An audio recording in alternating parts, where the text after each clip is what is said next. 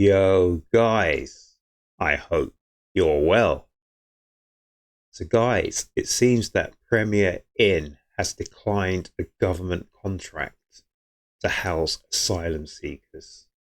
So, Premier Inn is one of the largest hotel chains in the UK, and apparently it's declined against the incentivized and very lucrative deals being offered by the government to accept asylum seekers in favour of maintaining its core customer and not going down the route of social accommodation.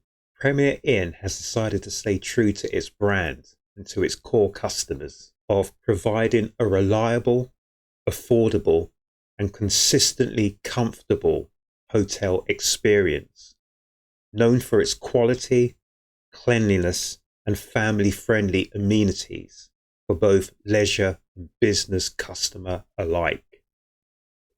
So what that sounds to me is that the Premier Inn isn't taking the shekels and the quick and the fast money which is being offered by the government to house all these asylum seekers in favour of sticking to its brand and its core customer.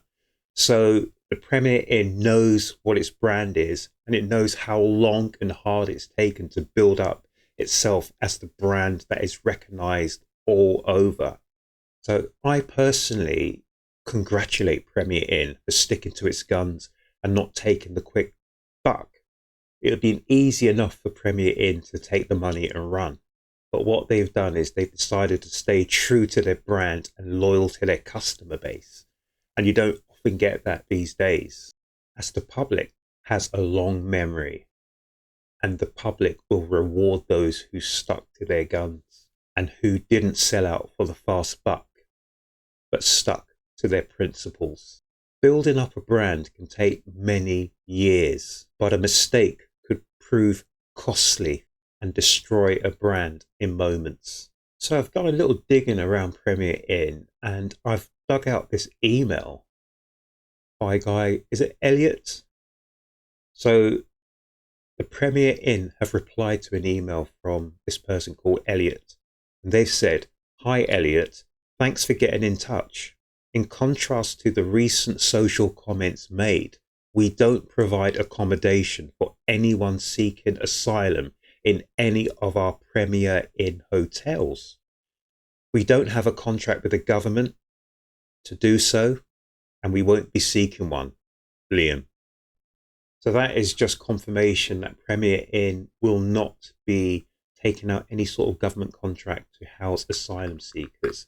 And I'm just reading here again. So I've tried to get some up-to-date figures. I couldn't find any. But it says here, in 2022-23, the Home Office spent about 2.28 billion on hotels. And in 2023-24, the government spent, or was expected to spend, 3.1 billion. And by the end of January 2024, the Home Office had stopped using 60 of the approximately 400 hotels it was using to accommodate people in October 2023. I'm just looking again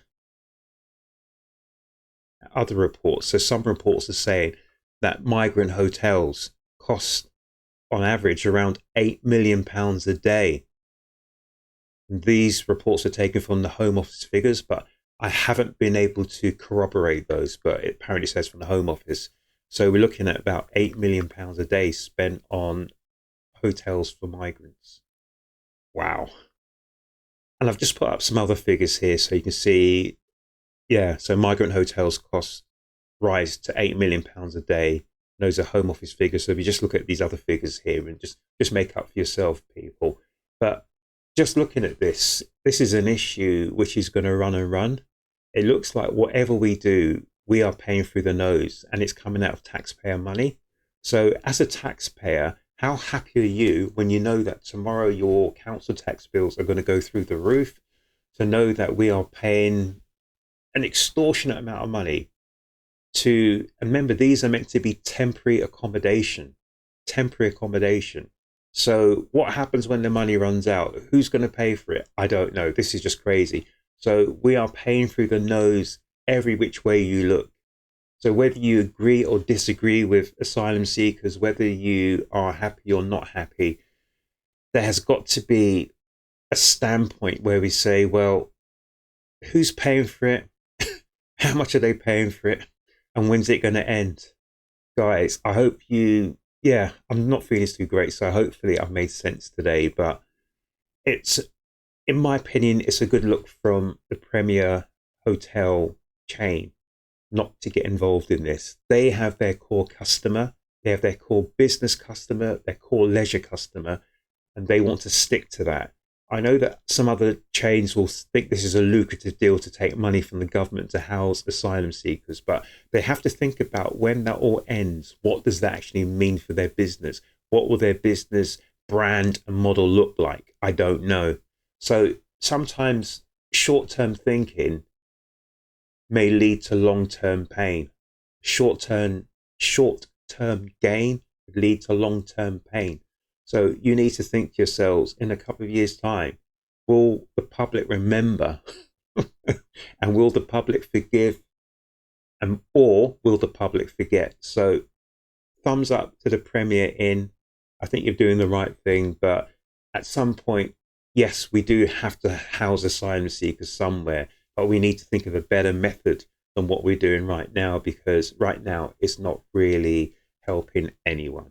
So, guys, make sure you look after yourselves, you look after each other, and yeah, I'll see you at the next one.